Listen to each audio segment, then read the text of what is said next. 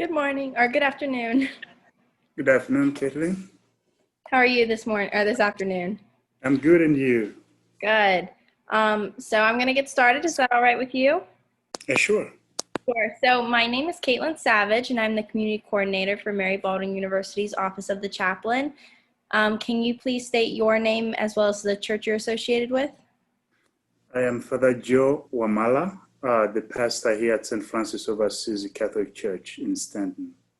Great, thank you. So I'm Yes. meeting with you today because the Office of the Chaplain is looking to strengthen our community connections. Sure. I hope to make this interview very brief. I just have a few questions. No So problem. I'm going to get started. My first question for you is what helped you make the decision to have both in-person and virtual Mass? Uh, well, when this pandemic started, we had a complete shutdown. Mhm. And so we did only live stream masses. But the people expressed a desire to be back to Mass, to participate in Mass in some way. And more so, they miss communion, they miss the Eucharist. Mhm. And so that was one of the driving forces. So as soon as the governor gave us the go-ahead, our diocese, which is the Catholic Diocese of Richmond, worked out guidelines and set up a committee that helped us to set up guidelines that each of the parishes in the diocese followed in order to be able to allow for partial reopening of the churches. Yeah. That's nice. So for your virtual sessions, are you guys Sure. broadcasting that on Facebook Live, on YouTube, or on Zoom? How are you doing that? We are using Facebook Live. Yeah, Yeah, that's so we have a parish page, and so we broadcast on via Facebook, okay. That's great. and we do So, that every Sunday and also weekdays. so what have been some of the challenges you have faced in having both different sessions, but as well just in the entire pandemic? Well, one of the challenges we faced at first was, especially with regard to bringing people back, was to bring them back safely. Right. Because we didn't want them to come back and then be infected here. So we had to set up, together with the diocese, we had to work through a rigorous setup to make sure that people can come in, worship safely, at the same time be able to go back home and be safe. So we had guidelines, followed guidelines from the CDC, guidelines from the governor, and also from the diocese. So we had to implement the three of them, and the diocese made sure that we implemented the other two. Mm-hmm. And so they had to sign off on our module that we set up, and that's how they were able to give each parish a go-ahead after signing off the procedures for allowing in people, screening people, clean up, social distancing, Mm-hmm. all that. And then, of course, everyone who attends Mass has to wear a mask. Right. Yeah. Have you seen an increase in attendance in both the in-person and virtual sessions? Yes, of course, as people get more and more comfortable, they're able to come back. It was a slow start because not everybody they didn't know what to expect. Right. But then as they each tried out, slowly by slowly, they were able to get more comfortable, and so they've been coming. What we did was to divide our parish into two groups using the last names. Mm-hmm. So the first group is A through K. Those come on one weekend in person, and then L through Z come the other weekend. And so that's what we do, we alternate. And so the other group can attend virtually. Mm-hmm. But still, we do have some people in both groups who are not comfortable enough to be back.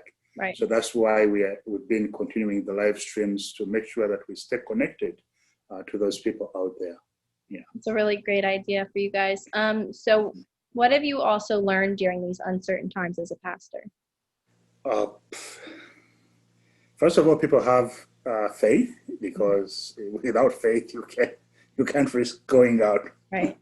Yeah, so it has shown me that people have faith, and so they love their God, they love their church, because they've continued to come in, they've continued to support the church, and all that shows the love they have for the church.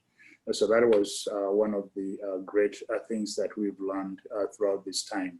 Mm-hmm. And also people have grown in their faith. It has this time has been a challenging time to everyone, but at the same time, it has been an opportunity to grow in the faith and also to provide support to these people. Because some of them have been lonely at home. Right. They're not able to socialize, and so being able to get connected, to keep the connection with their parish family, has enabled them to stay at least more mentally healthy. Yeah. Yeah, that's good. You asked about challenges. One of the other challenges that we faced was with the live stream. Live streaming. This was thrust upon us. We were not ready, but so we had to improvise and start off, beginning with a live stream that was private, and then also when we opened up. So along the way, we've learned a lot and how to do the live stream and getting new equipment and making things better and better. And so over the time, we have grown and made our live streams better and better. But we had a few challenges at the beginning, Right. since it just came upon us. Yeah. Yeah. Well, that's great that you've faced that challenge, but learned a lot from it. Yes, we have. So my final question for you is, would you have Sure. a message for Mary Baldwin students who are wondering whether or not they should join your services? Oh, sure. They are most welcome to join us. As I said, we do our best to screen. We do screen. Yeah, everyone who comes in, and everyone is supposed to wear a mask, and we ensure that everyone wears a mask. So we try to do that, and still social distancing is very, very strictly managed. So whoever comes in has to social distance. We have ushers who seat people. Not everyone just comes in and sits wherever they want. No, we have ushers who seat people and make sure that they social distance. And also we make sure that everyone has a mask. And at the same time, we do the screenings. We have questions posted by the door to make sure that whoever comes in at least is not sick and cannot be able to contaminate anybody or any surfaces. And then we also do cleanup. Recently, we have even acquired a fogger, a fogger machine like the ones that are used in some schools, and also with airplanes. Some of the planes use those foggers to clean up. They do a better job than just wiping.